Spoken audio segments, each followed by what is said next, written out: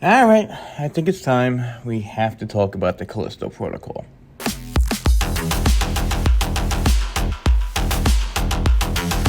Before I get started, thanks for tuning into this video. My name is Muddy, aka AJ from Queens, and yes, for all 6 of you out there that noticed, I've been MIA for quite some time. And although I keep up with the live stream Let's Plays, which you can catch every night at around 10:30-ish, or whenever the hell I feel like playing, it's been rough finding the time to make these videos I want to make. I'm not some big-time YouTuber or have my own editing team, and I'll be damned if I'm going to pay some guy halfway across the world to edit my shit for me. So writing, recording, editing, and promoting these videos takes up a huge chunk of my day. A day I already spend working a full-time office job and as a full-time dad to my little boy. So yes, it's been a minute, okay? So I ask kindly, if you do enjoy the ramblings of this lunatic from New York with the funny accent, then by all means, show me a little love by clicking that like button. It means the absolute world to me. And if you'd like to catch any of my future videos breaking down video games, film, or the culture in general, then hit subscribe and join the Muddy Gang.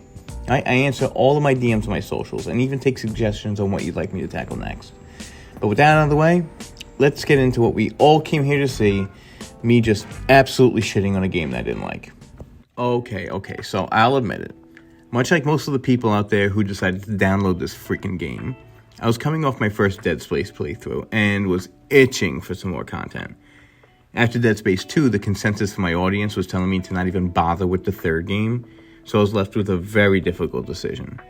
Do I risk playing Dead Space 3 and have my palate absolutely ruined by this unholy creation, like following a filet mignon by licking a piece of moldy-ass bread?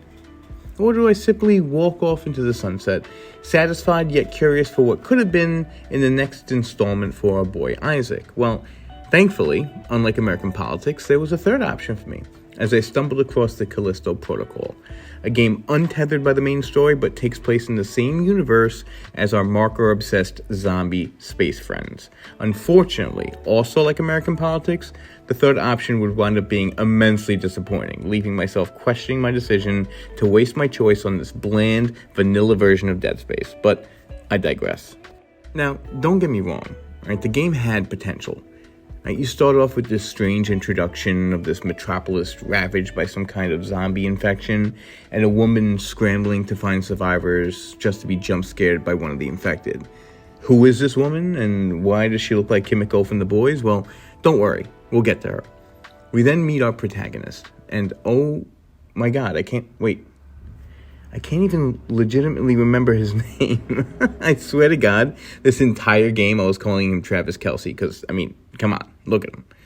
Well, anyway, we wrongfully get arrested for smuggling, I think.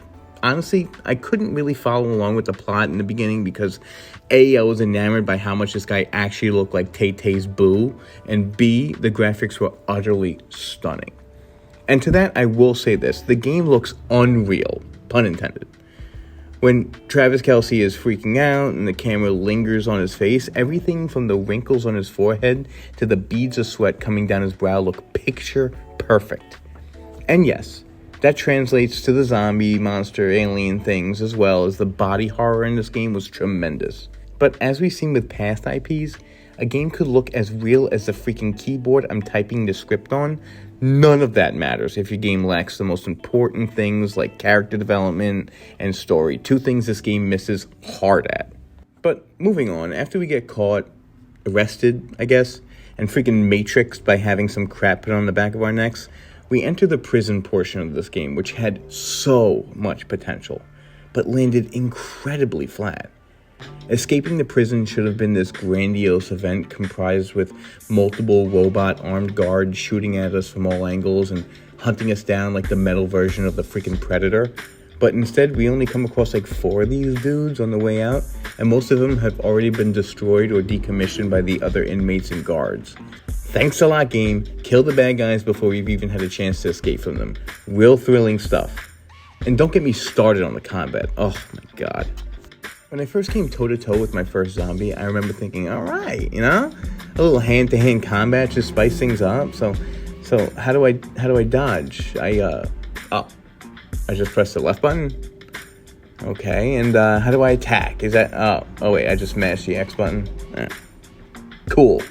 I think it goes without saying that this got older faster than Joe Biden in his first term at office. You see, what made Dead Space so good is that each enemy needed to be dismembered limb from limb, or had some kind of specific feature to them that required thought before each encounter, making the targets have a unique vulnerability to them.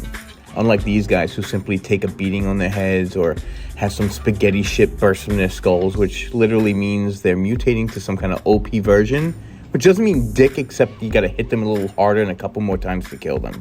Real exciting stuff. And you would think, sure, this game would throw different variations of these mutants at you, but sadly, they are few and far between. Take, for example, the Two-Face thing that runs on all fours that could turn invisible. I mean, that was some cool shit.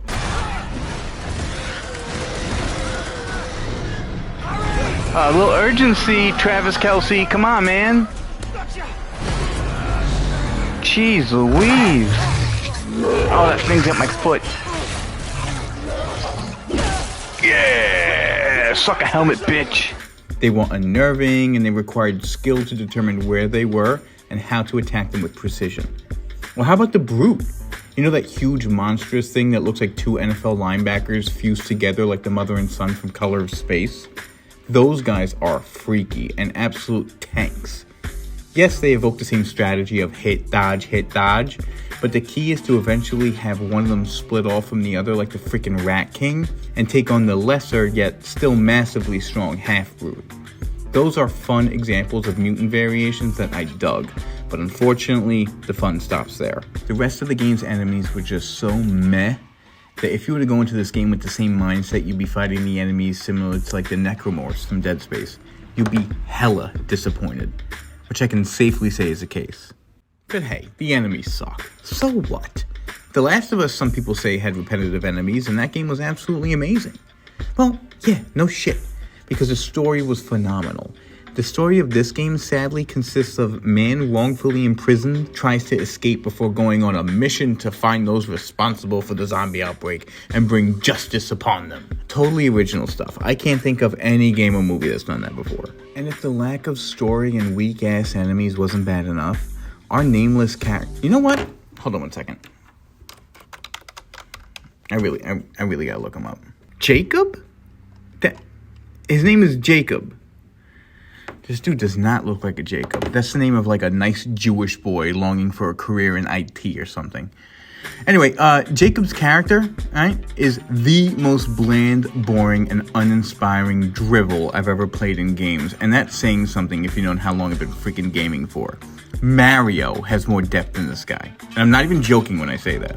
Throughout the entire game, it is never brought up in detail what he does, what his intentions are, what kind of person he is, if he has feelings for that Asian chick who, by the way, alright, I said I'd get back to this, is Kimiko from The Boys. How blown is your mind right now? I mean, it's legit the actress from the shows, but anyway, getting back on track.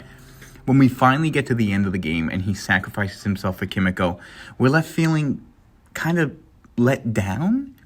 I mean, we never got, like, selfless hero vibes coming from him the entire game up until the last, 20 minutes or so. So why would we feel any kind of heroic thrills from this guy?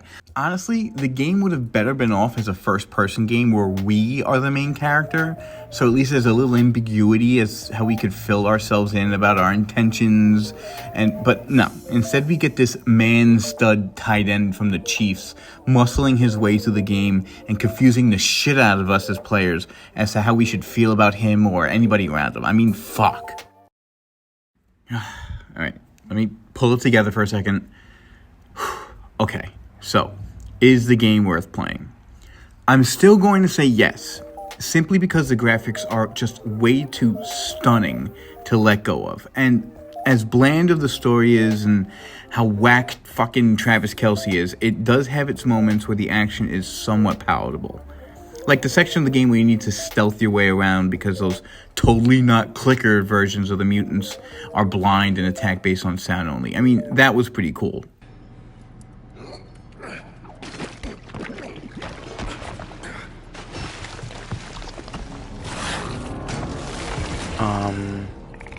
What?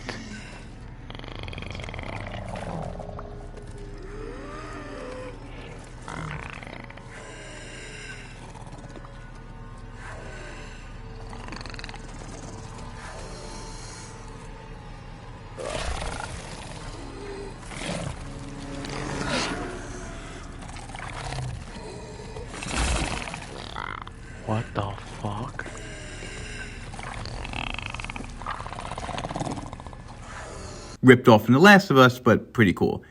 But all in all, as a successor to Dead Space, I gotta say, as much as it pains me to admit, the game is a big flop. Honestly, now that I'm thinking about it, you'd be better off playing Dead Space 3.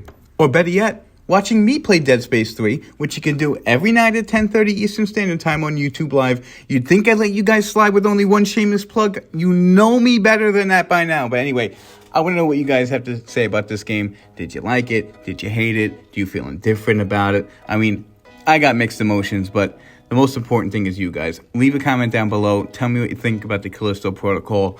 I mean, listen, at the end of the day, it ain't no Dead Space. As much as it wants to be Dead Space, it's not Dead Space. Like, share, and subscribe. Guys, follow me. Again, each night, 10:30, I do the live streams. If I start at 11, if I start at 12, it is what it is, all right? But check me out on there, and thanks for being patient with me. Again, a like, a share, a comment, anything would really do me a huge, huge favor. So, guys, thanks again for watching the video, and yeah, I guess I'll catch you in the next one. Peace.